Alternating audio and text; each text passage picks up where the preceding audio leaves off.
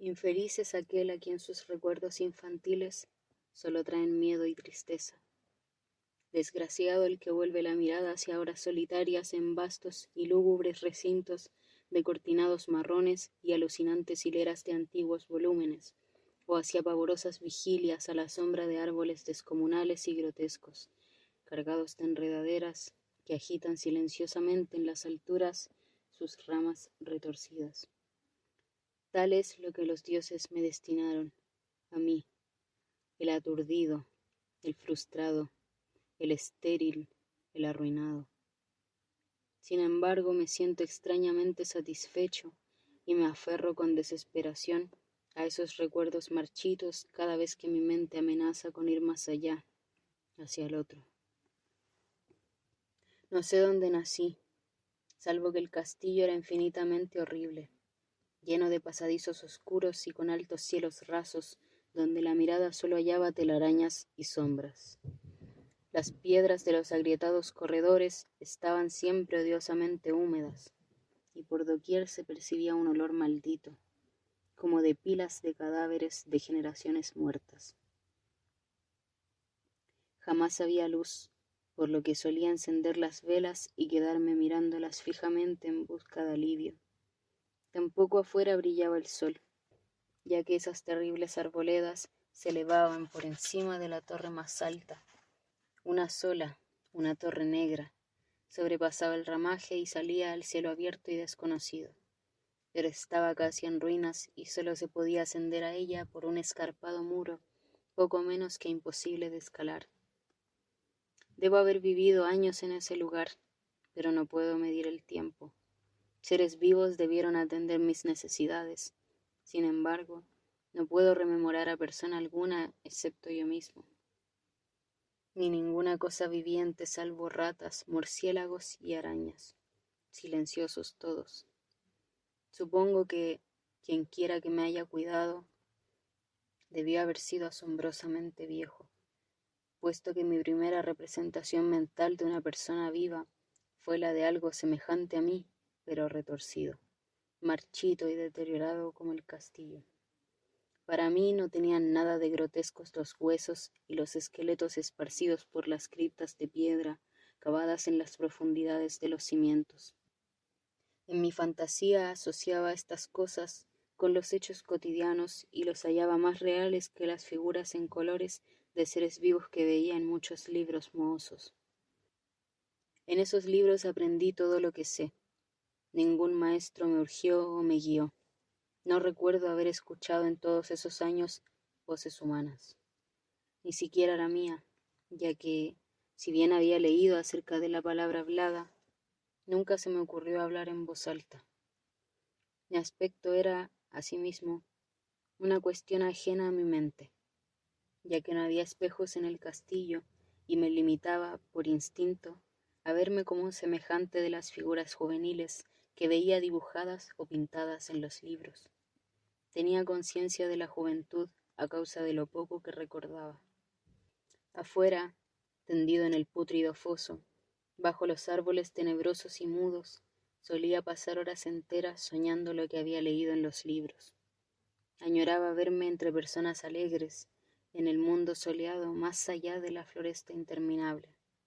Una vez traté de escapar del bosque, pero a medida que me alejaba del castillo, las sombras se hacían más densas y el aire más impregnado de crecientes temores, de modo que eché a correr frenéticamente por el camino andado, no fuera a extraviarme en un laberinto de lúgubre silencio. Y así, a través de crepúsculos sin fin, soñaba y esperaba, aunque no supiera qué, hasta que en mi negra soledad el deseo de luz se hizo tan frenético que ya no pude permanecer inactivo, y mis manos suplicantes se elevaron hacia esa única torre en ruinas que por encima de la arboleda se hundía en el cielo exterior e ignoto. Y por fin resolví escalar la torre, aunque me cayera, ya que mejor era vislumbrar un instante el cielo y perecer que vivir sin haber contemplado jamás el día. En medio de la húmeda luz crepuscular, subí los vetustos peldaños de piedra hasta llegar al nivel donde se interrumpían, y de allí en adelante trepando por pequeñas entrantes donde apenas cabía un pie, seguí mi peligrosa ascensión. Horrendo y pavoroso era aquel cilindro rocoso, inerte y sin peldaños, negro, ruinoso y solitario, siniestro con su mudo aleteo de espantados murciélagos. Pero más horrenda aún era la lentitud de mi avance, ya que por más que trepase, las tinieblas que me envolvían no se disipaban, y un frío nuevo, como de moho venerable y embrujado, me invadió. Tiritando de frío me preguntaba por qué no llegaba a la claridad, y, de haberme atrevido, habría mirado hacia abajo. Se me antojó que la noche había caído de pronto sobre mí, y en vano tanteé con la mano libre en busca de antepecho de alguna ventana por la cual espiar hacia afuera y arriba, y calcular a qué altura me encontraba. De pronto, al cabo de una interminable y espantosa ascensión a ciegas por aquel precipicio cóncavo y desesperado, sentí que la cabeza tocaba algo sólido. Supe entonces que debía haber ganado la terraza, o, cuanto menos, alguna clase de piso. Alcé la mano libre y en la oscuridad palpé un obstáculo, descubriendo que era de piedra e inamovible. Luego vino un mortal rodeo a la torre, aferrándome de cualquier soporte que su viscosa pared pudiera ofrecer, hasta que finalmente mi mano, tanteando siempre, halló un punto donde la valla cedía y reanudé la marcha hacia atrás, empujando la losa o puerta con la cabeza, ya que utilizaba ambas manos en mi cauteloso avance.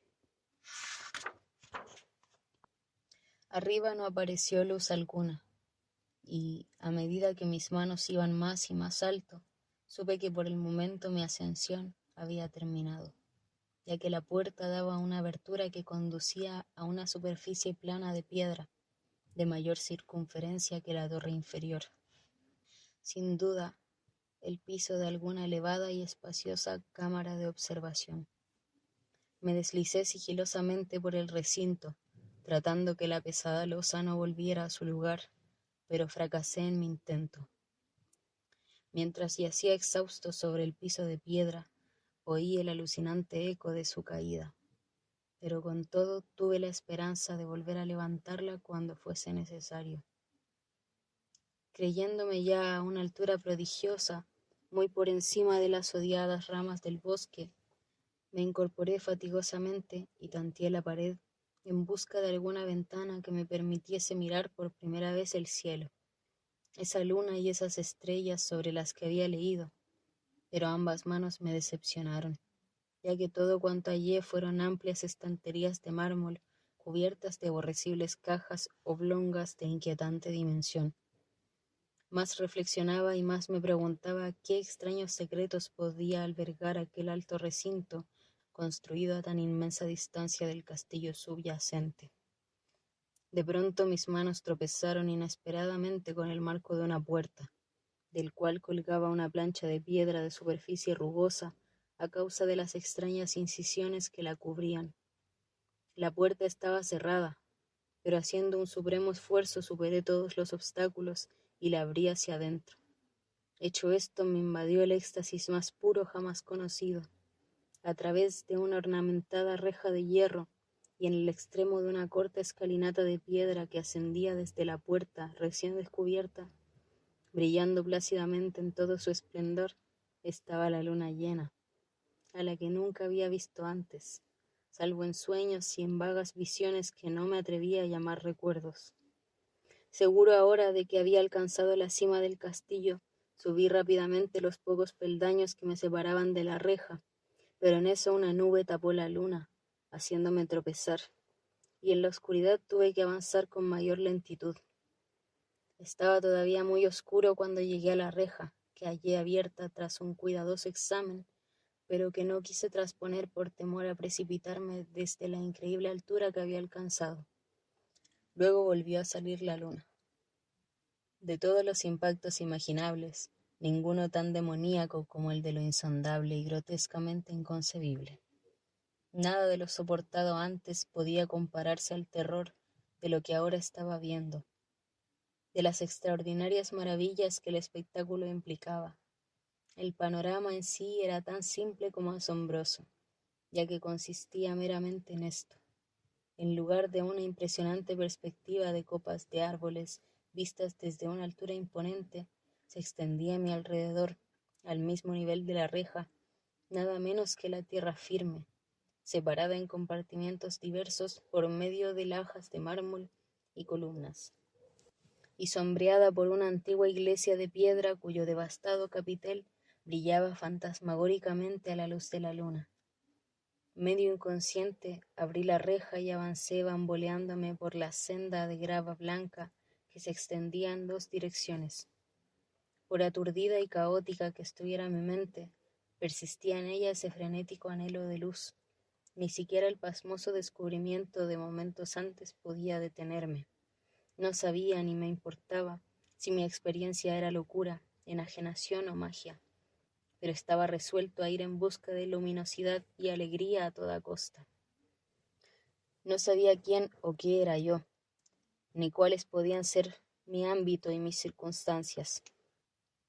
Sin embargo, a medida que proseguía mi tambaleante marcha, se insinuaba en mí una especie de tímido recuerdo latente que hacía mi avance no del todo fortuito, sin rumbo fijo por campo abierto, unas veces sin perder de vista el camino, otras abandonándolo para internarme, lleno de curiosidad, por praderas en las que sólo alguna ruina ocasional revelaba la presencia, en tiempos remotos, de una senda olvidada.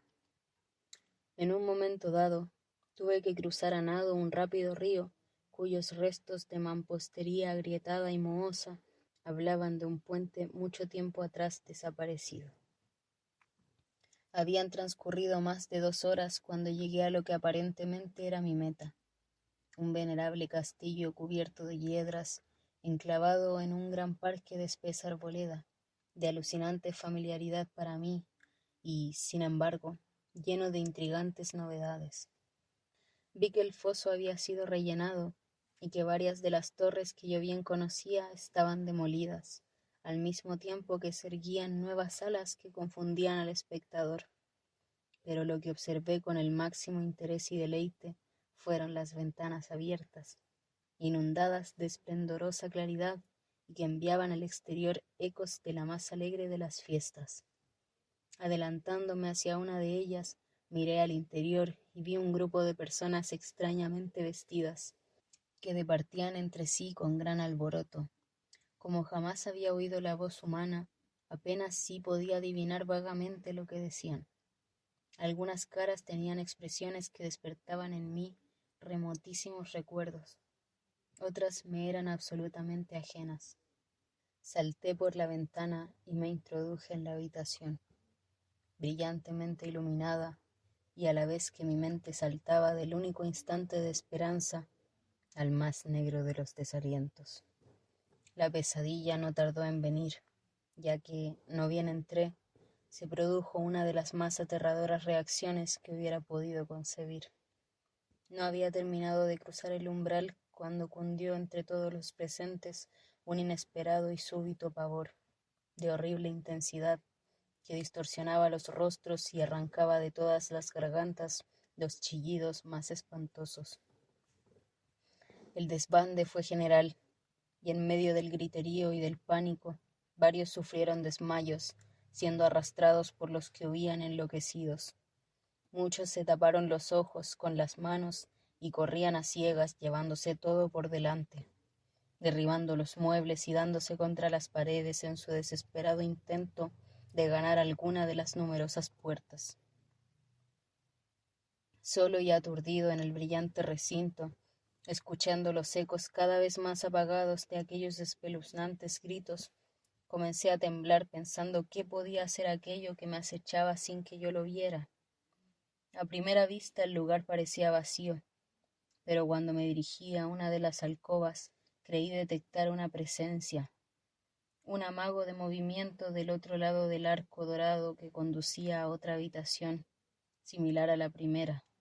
A medida que me aproximaba a la arcada, comencé a percibir la presencia con más nitidez, y luego, con el primero y último sonido que jamás emití, un aullido horrendo que me repugnó casi tanto como su morbosa causa.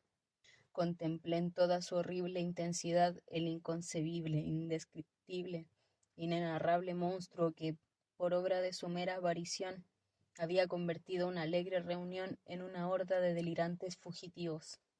No puedo siquiera decir aproximadamente a qué se parecía, pues era un compuesto de todo lo que es impuro, pavoroso, indeseado, anormal y detestable.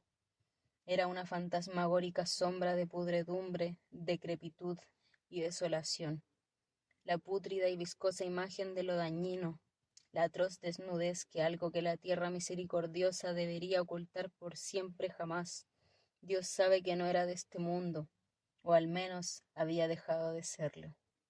Y, sin embargo, con enorme horror de mi parte, pude ver en sus rasgos carcomidos, con huesos que se entreveían, una repulsiva y lejana reminiscencia de formas humanas, y en sus enmohecidas y destrozadas ropas una indecible cualidad que me estremecía más aún. Estaba casi paralizado, pero no tanto como para no hacer un débil esfuerzo hacia la salvación. Un tropezón hacia atrás que no pudo romper el hechizo en que me tenía apresado el monstruo sin voz y sin nombre. Mis ojos, embrujados por aquellos repulsivos ojos vítreos que lo miraban fijamente, se negaban a cerrarse. Si bien el terrible objeto, tras el primer impacto, se veía ahora más confuso. Traté de levantar la mano y disipar la visión, pero estaba tan anonadado que el brazo no respondió por entero a mi voluntad. Sin embargo, el intento fue suficiente como para alterar mi equilibrio, y, bamboleándome, di unos pasos hacia adelante para no caer.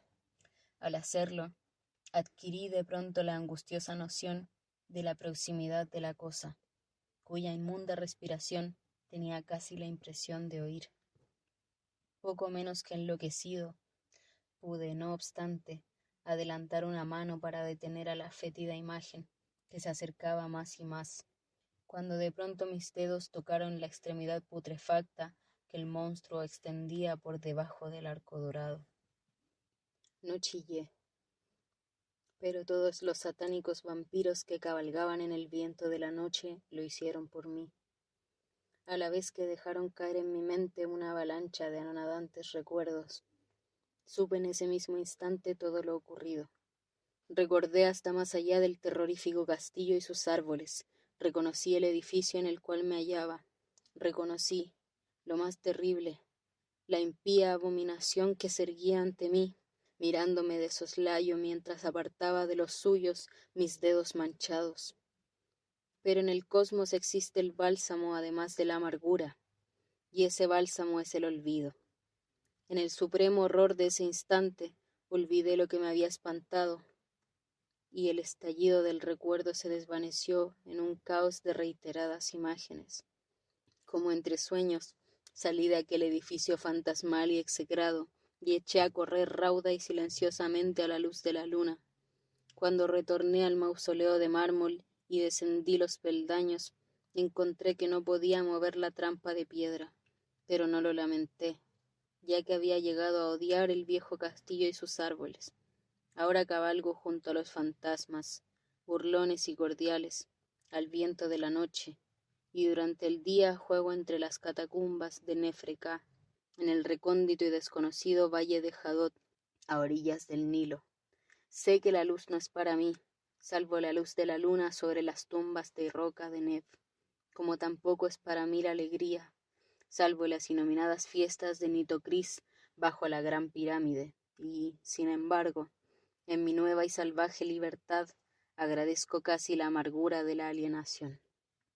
Pues aunque el olvido me ha dado la calma, no por eso ignoro que soy un extranjero, un extraño a este siglo y a todos los que aún son hombres. Esto es lo que supe desde que extendí mis dedos hacia esa cosa abominable surgida en aquel gran marco dorado, desde que extendí mis dedos y toqué la fría e inexorable superficie del pulido espejo. El extraño.